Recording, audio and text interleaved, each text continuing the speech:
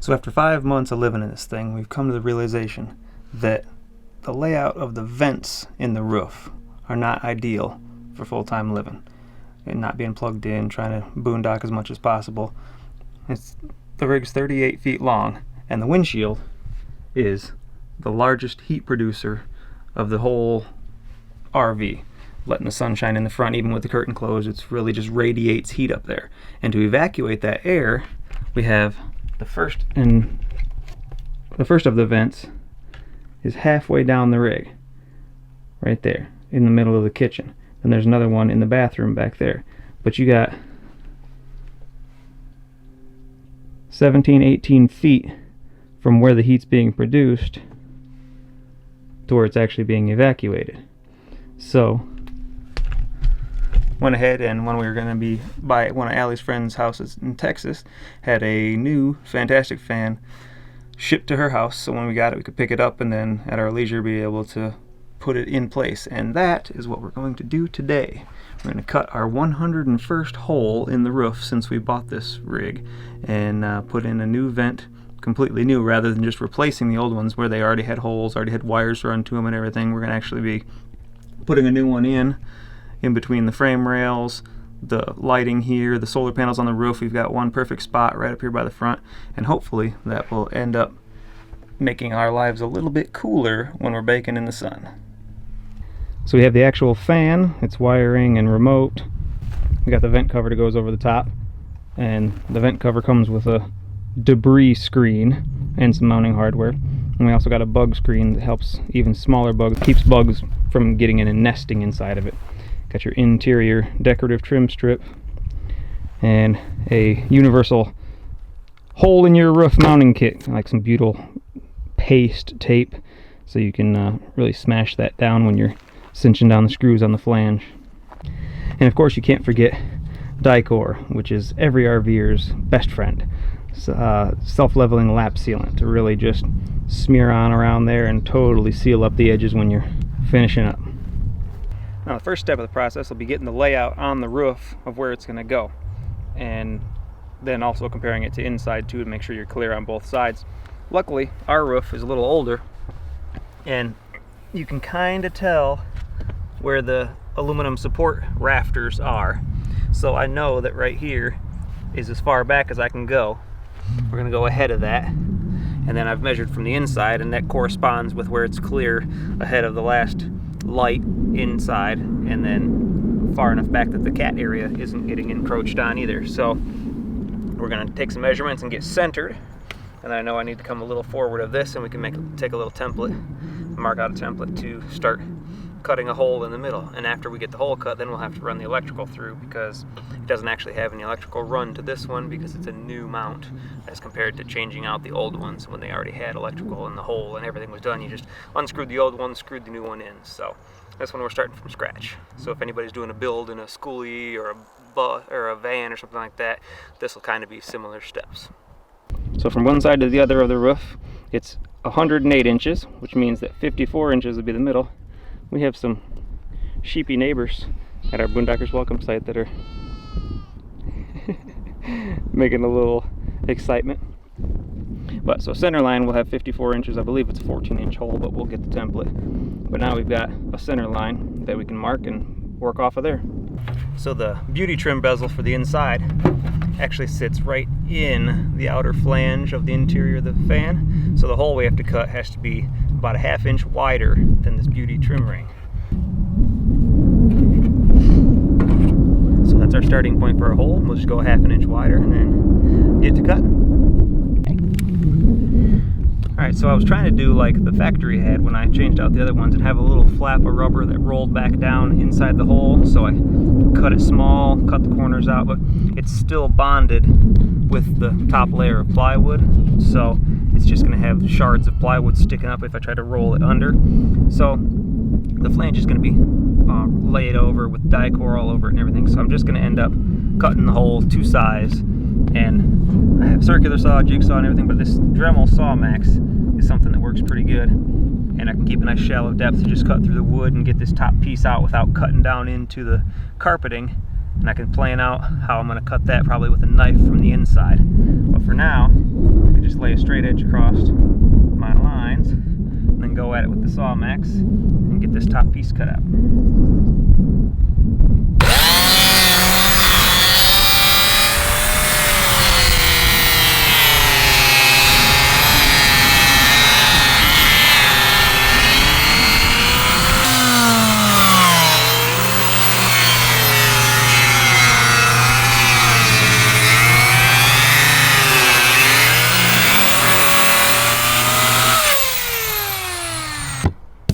The roof has foam insulation on it, and the plywood is glued down to it quite nicely. But in order to try to find the exact layout of this square down inside the rig, just take a punch or chisel or something small and pointy, sit it down in, and there's another layer of plywood on the inside before the carpeting of the ceiling.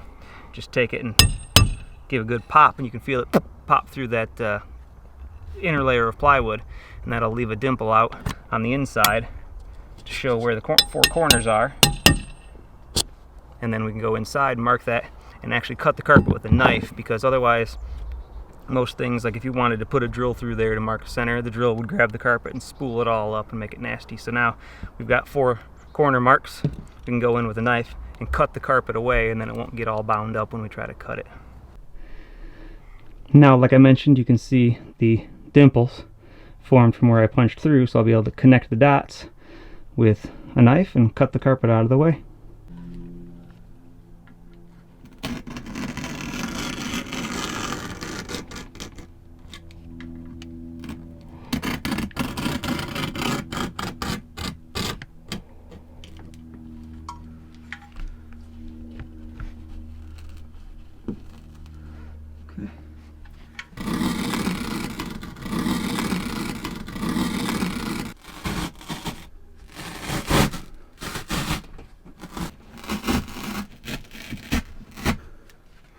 And there you go. Got a nice little space for running that saw across now. You can just run it right along level with the carpet. Don't have to worry about it getting balled up in the blade. Time to cut. Surgery.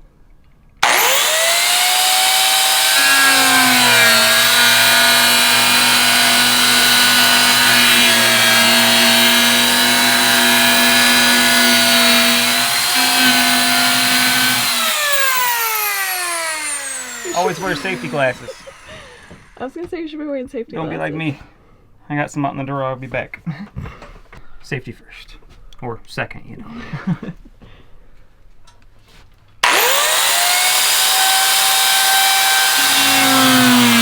And then if you did your things right, other than maybe a little bit of styrofoam catching, you should be able to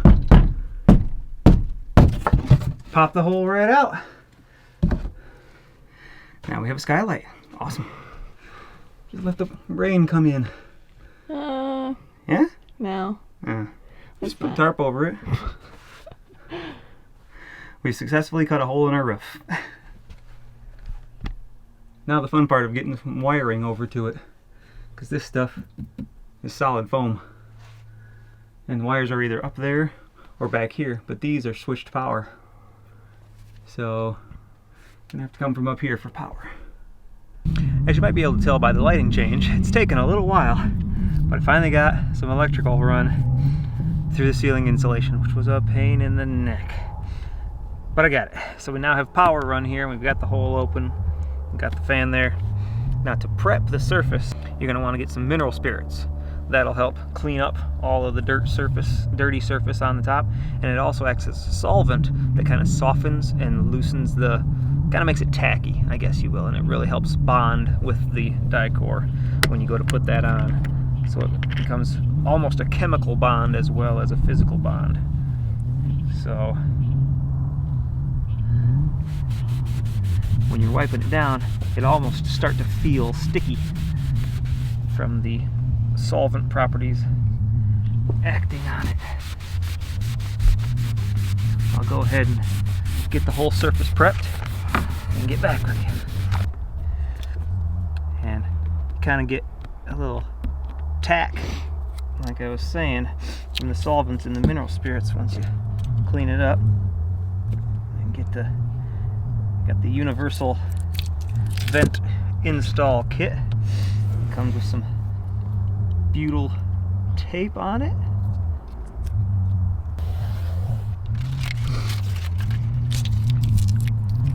In between.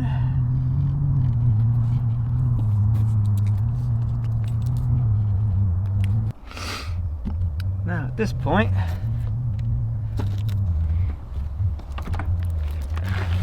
when you're installing the vent, got to make sure your hinge is going forward, so when it opens, it'll be opening away from the direction of wind traveling down the road. Now we have a hood vent, which makes it a little more critical for that because it has to be able to open up in the hood vent,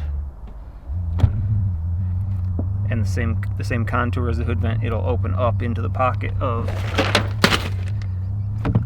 this bow of the hood vent that was made for it. So we also have to pay attention to putting our brackets on under the appropriate screw holes so that once they're in place, they'll line up with the vent cover and the pins will be able to retain it once in. Alright, with that butyl tape down, we can start putting the screws in to the roof. Get them just a little snug and then work your way around until all of them are just a little snug, and then you can cinch them down once you've got some even pressure on the whole flange. If you're installing the vent hood like I am, I'm actually going to skip putting this one in right now because we're going to want to put die-core under this plate, put it on, and then put the screw in, just to get a nice little sandwich of die-core in there to have one more line of defense from leaks. And this is all going to be under the hood, but better safe than sorry. Put everything in there that you can. We've got 2 of these that we swapped out from the original 2 years ago, and there haven't been any leaks. And I also put 98 other holes in the roof with these solar panels and properly used die-core, and we don't have any leaks from those either. So take your time and do it right. Put the prep on and sandwich it in there. You'll stay nice and dry. Don't need to be scared of putting holes in your roof. It comes with holes from the factory. Alright, so minus the ones that have to be die-cored. I do have them all in now, so I go back and kind of snug them up. You don't want to go super hard and strip out the wood that you're screwing into, but you will be able to see that butyl tape kind of squish out from under the flange as it tightens up, so you know you're getting snugged up nice. If you're not comfortable holding it or making a drill go slow, you could even get a hand drill out and just kind of hand tighten them down.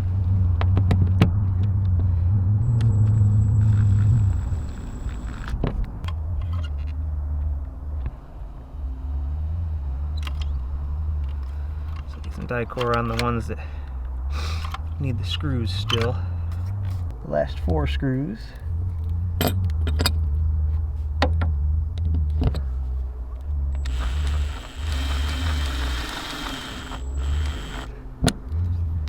At this point, you'd be able to see how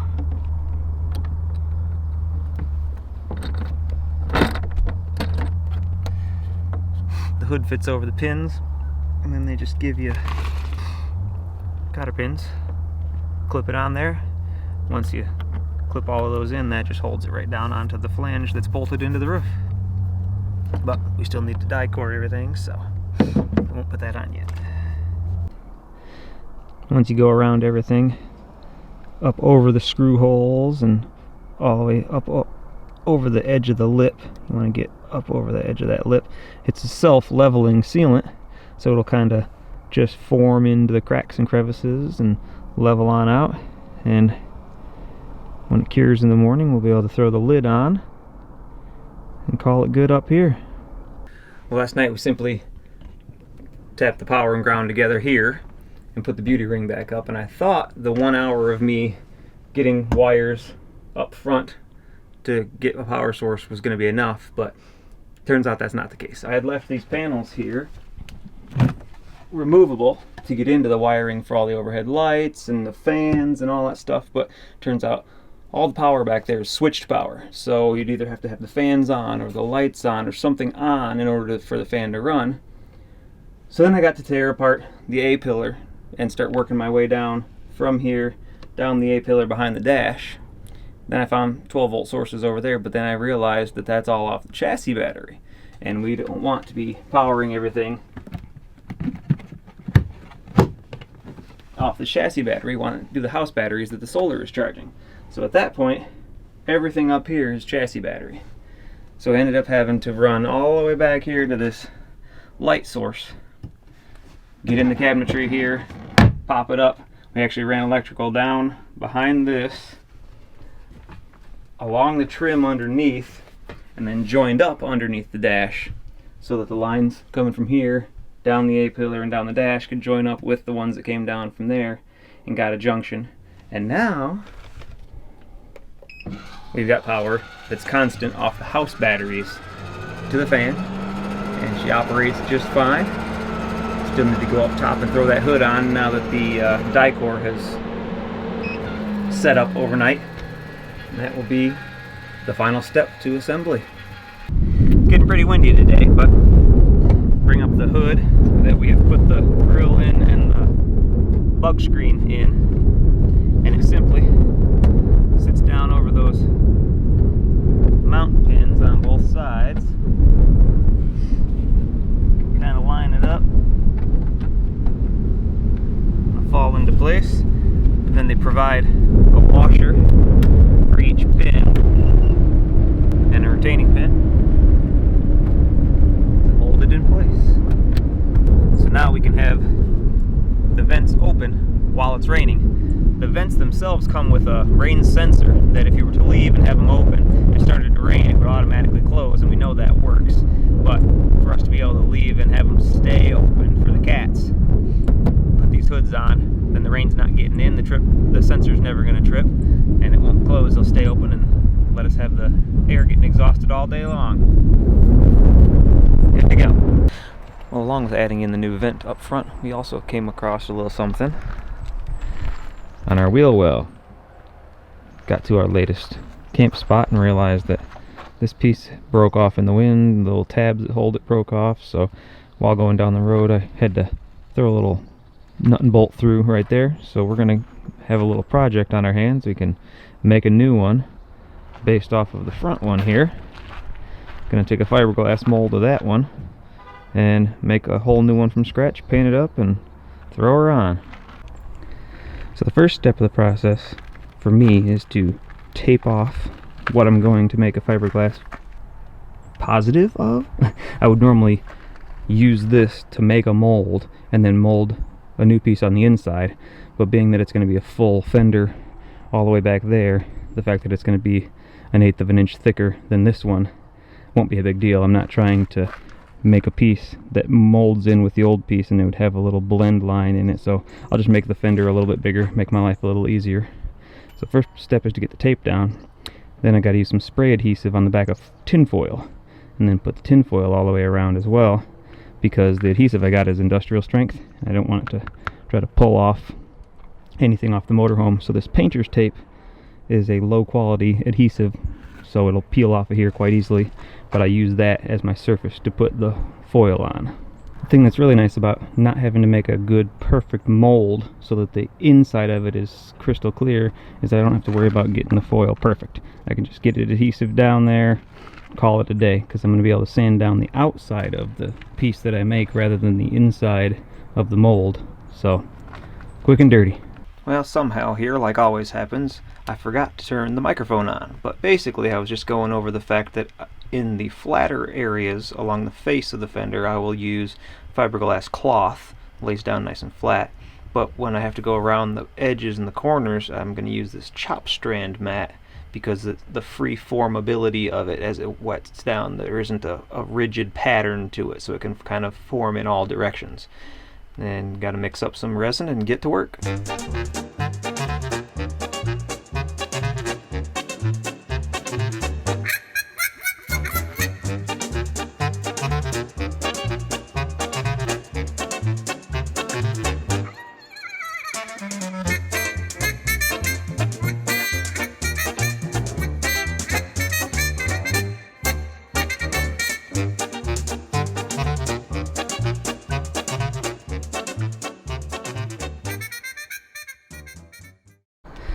Well, she looks pretty crazy right now, but it's kind of part of the process.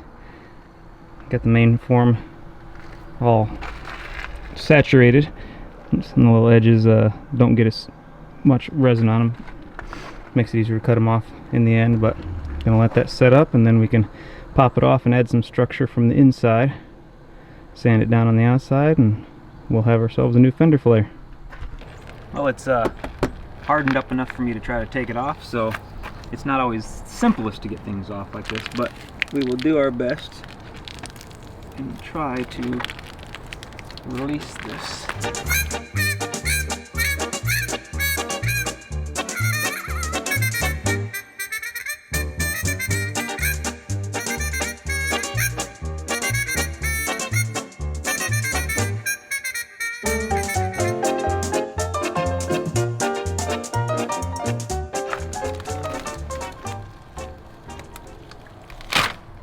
Alright, so now it's jiggly, but I'll be able to take this, get the foil off the inside, and actually add more layers of fiberglass on the inside to strengthen it up.